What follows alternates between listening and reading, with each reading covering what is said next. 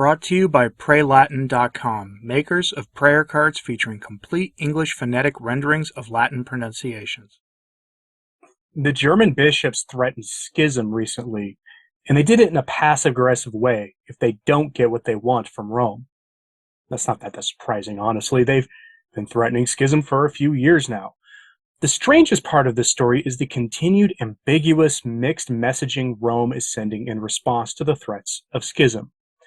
While Rome is telling the German bishops to not make any changes to the faith without the entire church, which implies, by the way, rather heavily that the endgame on the Synod on synodality is, in fact, to change the faith again, Rome is simultaneously setting things up for the faith to be changed by the popular will of the laity.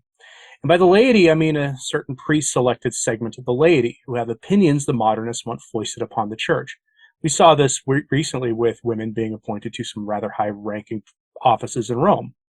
So let's take a look at this bigger topic of threats of schism and what just may be the apostasy in Rome becoming obvious for everyone to see.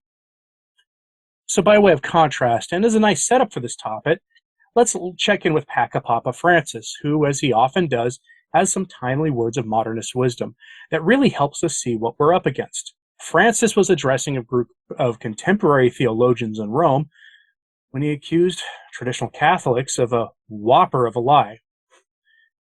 Brace yourselves for this. From the Vatican official release statement on this whole thing, quote, "Tradition, the origin of the faith, which either grows or dies out. Because said one, I think he was a musician, that tradition is the guarantee of the future and not a museum piece.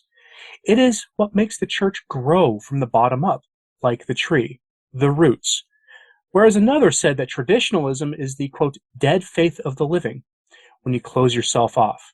Tradition, I want to emphasize this, makes us move in this direction, from down up, vertical. Today there is a great danger, which is to go in another direction, inditrism, going backward. It has always been done this way. It is better to go backward, which is safer, and not to go forward with tradition. This horizontal dimension we have seen has moved some movements, church movements, to remain fixed in a time, in a backward. They are the inditrists.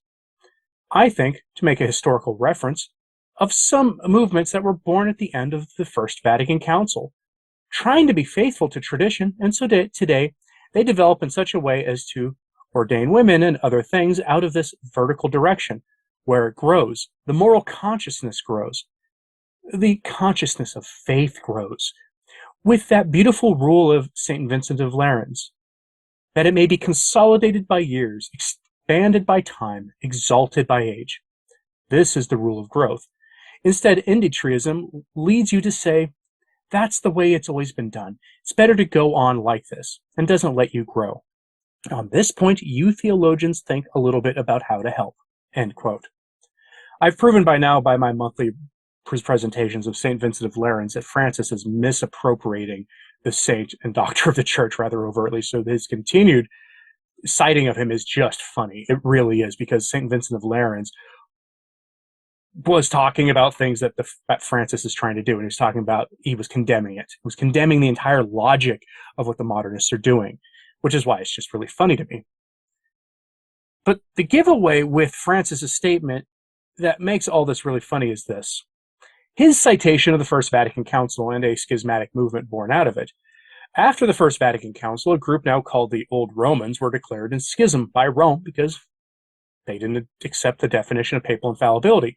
And to be fair, the definition of papal infallibility there does leave something to be desired in terms of clarity. But in truth, that group had been having problems with Rome for decades before that. But after the First Vatican Council, Rome declared them to be in schism. Now, I know I'm simplifying things here because it's a complicated topic. I may be oversimplifying it. But the old Romans went on to embrace progressive theology, leading to the ordination of women and the rest. Francis is, to be clear, accusing traditionalists of being like the old Romans when he is surrounded by people calling for the ordination of women who hold to an ideology and theology much closer to the old Romans than to anything resembling Catholicism. And the funniest part about this is that he is framing this in the rejection of Vatican II and our attempts to preserve and restore the faith. Keep all that in mind as we delve into the story out of Germany. Headline from LifeSite News. Head of German Bishops' Conference says he will not accept Vatican's no on women priests. Access to the ecclesiastical office must be opened up, or it's hard to imagine the future of the church in our country, said Bishop George Botzing. George Botzing is the bishop who likes to dress like a Protestant minister often. Now, the German bishops are threatening schism in a passive-aggressive way in order to, in their own minds, preserve the Catholic faith and the church in Germany. They are more worried about the material institution of the church, not the faith itself. The argument they make reads a little like those people who want to preserve the U.S. Constitution by destroying it, as one easy example that will resonate with much of this audience, I think. Instead of the LifeSite article, though, I'm going to turn to the German bishop's official statement, since LifeSite tends to be skewed in favor of our perspective on this, and it's best to just get things directly from the source as often as possible. So, from the German bishop's official statement, quote, the Limburg bishop, George Botzing, does not want to accept an unshakable no from the Vatican to the women priesthood. Even if Rome sees this point as settled, it is still an urgent question, said Botzing, according to the press office of the Diocese of Trier on Thursday at the Catholic Forum in Koblenz. It is being asked and is therefore on the table. During the German bishop's ad limina visit to the Vatican last week, the heads of the Curia made it clear that the question of whether women could become priests was non-negotiable. Botzing, meanwhile, emphasized that women are the key issue for the future. Access to the church office must be smoothed out, or the future of the church in our country is difficult to imagine, said Botzing, who is also the chairman of the German Bishops' Conference, the DBK. We have to vigorously defend our concerns from Germany. At the same time, he also dampened expectations that at the end of the synodal path, celibacy would be abolished and women would be admitted to the ordained ministry.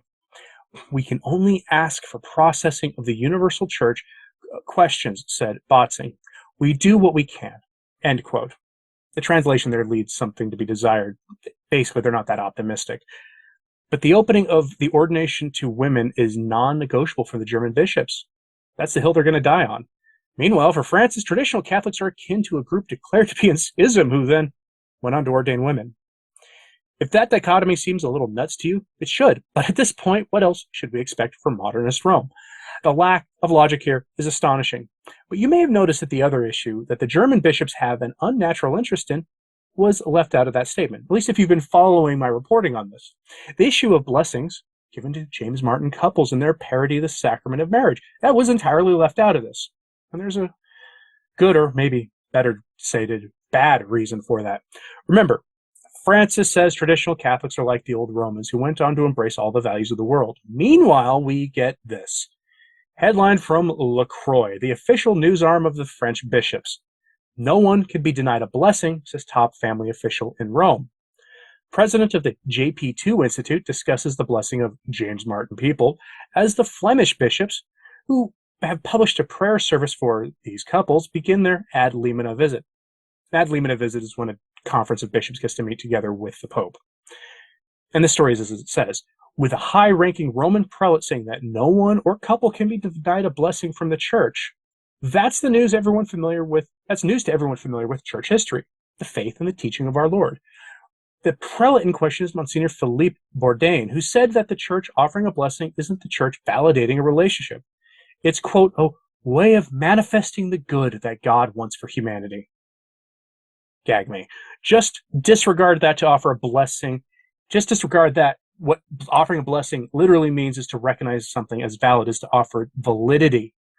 The modernists love to redefine things as it suits their needs. But this isn't the only case of mixed messaging from Rome to the German bishops.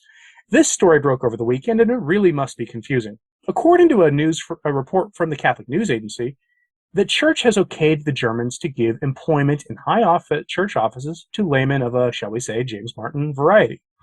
That's another innovation, but again, a fair number of those prelates, both in Germany and in Rome and America, seemingly everywhere else these days, are of the same persuasion. So maybe they decided to stop being hypocrites about this. But Rome is so concerned about the possibility of this leading to schism, Cardinal Mark Ouellet decided to come out and warn the German bishops, and the church more broadly, that in fact, things with the German synodal way had gotten very, very, very far out of hand. maybe Rome should not send signals to the Germans that they're okay with most of the things they're asking for, especially when other bishops' conferences move on the blessings of those folks, and Francis gives it the thumbs up, because that's happened. See the Flemish bishops as one example. From the article, quote, two leading cardinals delivered their theologically argued reservations in direct meetings with the German bishops last Friday, warning the process, quote, hurts the communion of the Church. The critiques were published November 24th, both in the official newspaper of the Vatican and on the Vatican's news site. They included the suggestion of a moratorium on the process, a proposal knocked back in discussion with the German bishops in Rome on November 18th, CNA Deutsch reported. The main concern is one of union with the Church, Cardinal Mark Ouellet, prefect for the Dicastery of Bishops, explained. Quoting Cardinal Ouellet here, several authoritative critics of the current orientation of the synodal way in Germany speak openly of a latent schism that the proposal of your text threatens to entrench in its present form, he wrote. The synodal way, which is not a synod, risked being not about achieving pastoral innovations, but attempting a, quote, transformation of the Church, Cardinal Ouellet warned in his statement, published in Germany by CNA Deutsch. Ouellet said synodal way suggestions hurt the communion of the Church, sowing doubt and confusion among the people of God. The Vatican was receiving messages on a daily basis from Catholics scandalized by this process, he added, end quote. I bet they were. The communion of the Church is the highest priority, apparently. And that's interesting. They gave up long ago on the integrity of the faith, meaning its coherence and its consistency, except, of course, when it comes to traditional Catholics. And we get accused of being heretics by Rome and by their mouthpieces among the laity and the media for not going along with their innovations. The integrity of the new faith that was born at Vatican II is all they really care about here, and the integrity of the Church that they're building. Every single time I do a video on the Synod or on the German bishops, I always say this, and I'll say it again here. When the final document is released in 2024, it will make Francis look like a moderate for those engaged in a casual reading of the document. But if you read it closely, and if you're familiar with the recent past in this alleged pontificate, it will be the final document will be ambiguous in some sections that will enable some bishops' conferences to impose radical changes.